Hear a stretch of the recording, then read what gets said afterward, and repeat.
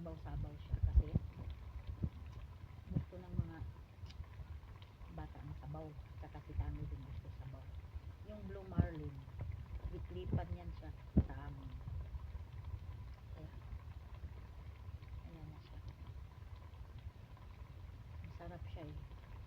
Kasi ano, yung bagong kuha lang. Kumbaga frisco pa lang siya. Ayan. Sabaw-sabaw paksiw. So, para ano,